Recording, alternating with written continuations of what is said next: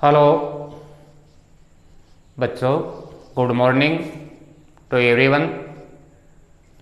आज हम अलंकार का जो हमारा प्रकरण चल रहा था, अनिवार्य हिंदी की दृष्टि से अंतिम पड़ाव पर है। हमारे व्याकरण में लगभग 8 आपके अलंकार थे। 6 हम पढ़ चुके हैं और आज हम 7 और 8 पढ़ेंगे। लेकिन उससे पहले एक छोटी सी चर्चा और मैं करना चाहूँगा। एक बार महात्मा बुद्ध अपने शिष्यों को शिक्षा दे रहे थे, तो उनमें शिक्षा देते हुए बच्चों को जब देखा कि उनके मन में कोई बड़ा प्रश्न है, जिज्ञासा है, तो उन्होंने पूछा कि आप क्या पूछना चाहते हैं। तो शिष्यों ने पूछा, महात्मान कर्म क्या होते हैं। तो उन्होंने एक छोटी सी कहानी सुनाई कि एक बार एक राजा अपने क्षेत्र में भ्रमण पर निकला और एक दुकान के आगे पहुंचा। वहाँ जो दुकानदार था उसके पास कुछ लकड़ियाँ पड़ी थी और वो कुछ विचित्र सा सोच रहा था। तो राजा ने कहा कि इसे मृत्युदंड देना चाहिए। मंत्री साथ था, मंत्री की कुछ समझ में नहीं आया और वो वापस अपने घर चले गए। थोड़ी देर बाद या दूसरे दिन मंत्री है वो साधारण वेश में उस दुकानदार के पास आता है और उससे पूछा कि भाई आप इतने निराश क्यों हैं। तो उस दुकानदार ने कहा, क्या करूं, मैं चंदन की लकड़ी का धंधा करता हूं, कीमत ज़्यादा होती है, इसे कोई खरीदना नहीं चाहता, मेरी आर्थिक स्थिति बहुत कमज़ोर है। तो मैं ऐसा सोचता हूं, यदि हमारे प्रदेश के राजा की मृत्यु हो जाए तो उसमें दाह संस्कार में बहुत चंदन की आवश्यकता होगी और मुझे बहुत सारे पैसे मिल जाएंगे। मंत्री ने बात सुनी, उसने कुछ समझ लिया। वो दूसरे दिन जाता है और उस दुकानदार से चंदन की लकड़ियां खरीदकर और उसे पैसा दे देता है और उन लकड़ियों को ले जाकर, चंदन की लकड़ियां थी, बहुत ही खुशबूदार थी, वो राजा के पास ले जाता है और राजा है उन चंदन की लकड़ियों को देख करके और उनकी खुशबू से बहुत बड़ा प्रसन्न हुआ। उसने कहा, मंत्री जी ये आप कहाँ से लाए। तो उन्होंने कहा, वो दुकानदार जो था जिसके बारे में आप मृत्युदंड की सोच रहे थे, मैं उसी के पास से लाया हूँ। राजा बड़ा खुश हुआ। राजा को अचंभा हुआ कि मैंने क्या सोचा और ये क्या हो गया। तो राजा बड़ा खुश हुआ तो बहुत सारा इनाम लेकर उसके पास पहुंचा और उसको बहुत सारा धन और इनाम दिया। वो बड़ा खुश था। तो इस कहानी के माध्यम से उन्होंने शिष्यों को बताया कि आदमी के कर्म आदमी के विचार हैं, इसलिए विचार अच्छे होने चाहिए। पहले राजा के मन में बुरे विचार थे, इसलिए उस दुकानदार ने भी, राजा ने सोचा उसको मृत्युदंड दूंगा, तो उसके विचार था कि राजा मर जाए तो मुझे बहुत सारा धन मिल जाए। लेकिन मंत्री ने इस प्रकरण को ही बदल दिया कि मंत्री ने जैसे उसे पैसे दिए, वो खुश हुआ, राजा के पास लकड़ियां गई, राजा खुश हुआ, राजा का विचार बदला और उस दुकानदार का भी विचार बदल गया। कहने का मतलब ये हुआ कि पहले दोनों के बुरे विचार थे, इसलिए एक दूसरे के प्रति गलत सोच रहे थे। फिर दोनों के विचार बदले, अच्छे हो गए तो दोनों सकारात्मक हो गए। इसलिए हमेशा हमें अपने मन से अच्छे विचारों के भाव ही उत्पन्न करने चाहिए, कभी किसी के प्रति हमें बुरे विचार नहीं रखने चाहिए। अब हम करते हैं हमारे प्रकरण की चर्चा। हमारा अलंकार का जो विषय चल रहा था उसी को आगे बढ़ाते हैं। तो इसमें हमारा 7वां अलंकार है विरोधाभास। विरोधाभास में क्या होता है, देखो, जहां विरोध न होते हुए भी विरोध का आभास हो जाता है उसे विरोधाभास अलंकार कहते हैं। कोई कार्य है, उसमें विरोध है नहीं, उसके बावजूद भी विरोध का आभास हो रहा है, विरोध महसूस हो रहा है। विरोध हमें एक तरीके से आभास का मतलब वास्तविक नहीं, उसको हम सिर्फ महसूस करते हैं, तो वहां विरोधाभास होता है। जैसे कि इसमें परिभाषा वही लिखे है, जहां वास्तविक विरोध न होते हुए भी विरोध का आभास का मतलब एक तरीके से प्रतिबिंब कह सकते हैं, आभासी मन महसूस किया जा सकता है, वहां विरोधाभास अलंकार होता है। इसका एक उदाहरण बोर्ड पर लिखा है, या अनुरागी चित्त की गति जाने न कोई, ज्यों ज्यों बूढ़े श्याम रंग त्यों त्यों उज्जवल हो। देखिए इसमें क्या है, यहां लिखा गया या माने मनुष्य के इस स्नेह ही प्रेम भरे मन के बारे की या इसकी गति को आज तक कोई नहीं समझा है। कब उस मन में क्या परिवर्तन आ जाए ऐसा आज तक नहीं समझा गया। अब जो हमारा अलंकार है उसकी मुख्य बात अब आती है, ज्यों ज्यों बूढ़े श्याम रंग, बूढ़े का मतलब डूबना। यदि आप काले रंग में कोई डुबोएंगे तो उसका रंग कैसा होगा, निश्चित है काला होगा। लेकिन यहाँ क्या लिखा है, त्यों त्यों उज्जवल, उज्जवल कहते हैं सफेद।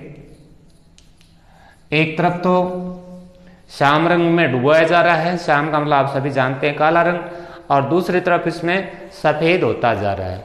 लेकिन इसका वास्तविक अर्थ यह है, ज्यों ज्यों बूढ़े श्याम रंग, यानी जैसे जैसे व्यक्ति या इंसान श्याम कृष्ण की भक्ति में डूब जाता है, तो यहाँ उज्जवल का अर्थ है उसका इस सांसारिक जीवन से एक तरीके से वो विरक्त हो जाता है या उसका कल्याण हो जाता है।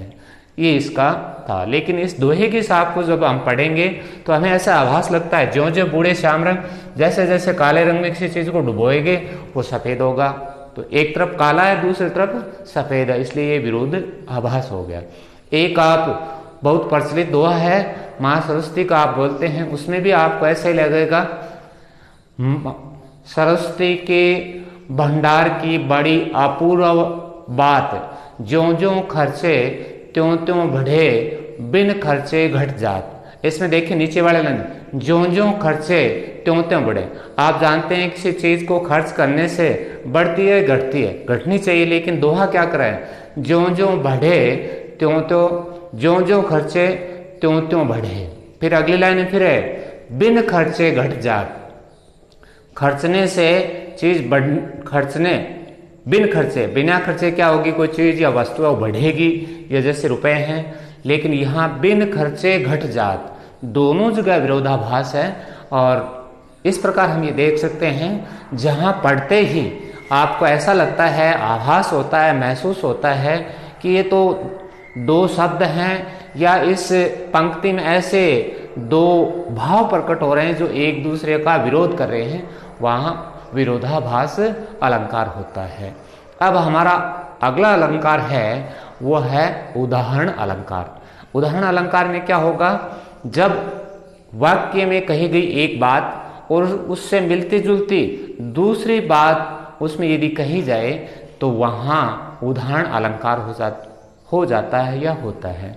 जैसे कि व्याकरणिक दृष्टि से परिभाषा है, ये लघु परिभाषा में पहले अपने शब्दों में व्यक्त करता हूं ताकि आपके थोड़ी सी समझ में आने में कोई दिक्कत नहीं हो। और आपको परीक्षा में लिखने हैं व्याकरणिक दृष्टि से। व्याकरण हमारी जो बुक है उसकी परिभाषाएं मैंने लगभग सारी लिखी हैं। पास बुक्स में अलग मिल जाएंगे आपको, संजीव में अलग मिलेगी, एक्सीलेंट में अलग, और किसी में पढ़ोगे तो अलग मिलेगी। इसलिए ये हमारा जो व्याकरण की भाषा है उसको आप याद रखें। इसमें बात वही लिखी गई, कोई अंतर नहीं है, थोड़ी सी इसकी भाषा को सुंदर या अच्छी बनाई गई है। एक बात कहकर वही बात है, उसके पुष्टि हेतु दूसरा सम्मान कथन, यानी दूसरी बात ठीक वैसे ही कहा जाए तब वहां उदाहरण अलंकार होता है। अब इसमें आपको पहचानने के लिए क्या करना होगा, तो पहचान के कुछ शब्द हैं उनको आप ध्यान में रखें। ये शब्द आते ही आप समझ लेना ये उदाहरण अलंकार है। तो पहचान शब्द है जैसे ज्यों, जिमी, यथा, तथा। ये आपके ज्यों, जिमी, जैसे और यथा, बस यहाँ से लगभग आपका काम हो जाएगा। उनमें भी ये 3 महत्वपूर्ण हैं, ज्यों, जिमी, जैसे। इन शब्दों का यदि आपके काव्य के पंक्तियों में प्रयोग हुआ है तो वहाँ निश्चित रूप से उदाहरण अलंकार होगा। जैसा कि इसमें एक उदाहरण लिखा है, नेकी पार फीकी लेगे बिनु अवसर की बात, जैसे वर्णत युद्ध में नहीं श्रृंगार सुहात। कहने का मतलब यह है कि यदि कोई चर्चा हो रही है और उस चर्चा में उससे संबंधित कोई बात नहीं कही जाए तो वो अच्छी नहीं लगती है। जैसे पढ़ाई की चर्चा हो रही है, 2 विद्यार्थी हैं, परीक्षा के दौरान बैठे हैं और वो पढ़ाई की चर्चा कर रहे हैं, और बीच में तीसरा विद्यार्थी आकर क्रिकेट के खिलाड़ी या क्रिकेट की चर्चा करते हैं तो वो उन्हें अच्छी नहीं लगती। नेकी पर फीकी लगे बिन अवसर की बात, यानी जो उचित चर्चा हो रही है या आवश्यक चर्चा हो रही है उस पर यदि अनावश्यक चर्चा की जाए, अनावश्यक किसी तरीके की बात की जाए तो बिना अवसर, बिना समय के वो अनुकूल नहीं लगती, अच्छी नहीं लगती। दूसरी लाइन में लिखा है, जैसे वर्णत के युद्ध में, यानी जहां युद्ध हो रहा हो वहां श्रृंगार का क्या काम है। श्रृंगार का मतलब सौंदर्य का। इस प्रकार हम देखते हैं कि पहले जो बात कही गई उसी बात को पुष्टि के लिए उसकी एक तरीके से गवाह के रूप में दूसरा वाक्य या कथन है, इसलिए ये आपका क्या होगा, उदाहरण अलंकार। एक छोटा सा और है उदाहरण या दोहा, मन मलिन तन सुंदर कैसे, विष रस भरा, विष रस भरा कनक घट जैसे। देखिए पहले में, मन मलिन तन सुंदर कैसे। यदि हमारा मन मालिन है, उसमें कुविचार हैं, बुरे विचार हैं, तो फिर यदि वो शरीर सुंदर है तो भी वो अच्छा नहीं लगता। मन में विचार अच्छे नहीं हों, कुविचार हों, किसी के बारे में बुरा सोचते हों, यदि उसका शारीरिक सौंदर्य सुंदर है तो उस व्यक्ति की कभी प्रशंसा नहीं की जाती या उस व्यक्ति को भी चाहता नहीं। दूसरा है, विष रस भरा कनक घट जैसे। यदि जहर से भरा हुआ गढ़ा है लेकिन यदि वो सोने का है तो भी वो सुंदर नहीं लगता, क्योंकि बाहरी आवरण उसका सोने का है लेकिन उसके अंदर अगर जहर भरा है तो वहाँ उस घट का, सोने के कलश का कोई महत्व नहीं होता। इस प्रकार देखिए ये हमारा उदाहरण अलंकार था। उदाहरण में पहले वाक्य में या पहली पंक्ति में जो बात कही जाती है उसकी पुष्टि के लिए, उसको उसी संदर्भ से जोड़ने के लिए यदि दूसरी बात कही जाती है तो वहाँ उदाहरण अलंकार होता है। इस प्रकार अनिवार्य हिंदी में हमारी राजस्थान बोर्ड की जो निर्धारित व्याकरण है वो आज हम पूर्ण कर चुके हैं और आज ये अलंकार का प्रकरण पूरा होते ही हमारा जो नवाचार है पिछले 3 सालों के बोर्ड के प्रश्न हैं वो भी आपको हल करके जल्दी ही भेज दिए जाएंगे।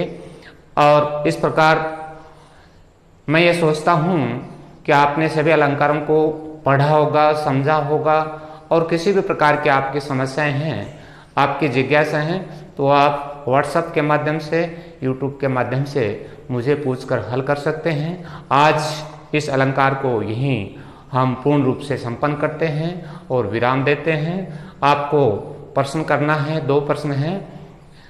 पहला प्रश्न है विरोधाभास अलंकार की परिभाषा लिखिए और एक उदाहरण लिखिए, और दूसरा है उदाहरण अलंकार की परिभाषा और उसके पहचान शब्द लिखे। आप सभी को बहुत बहुत धन्यवाद।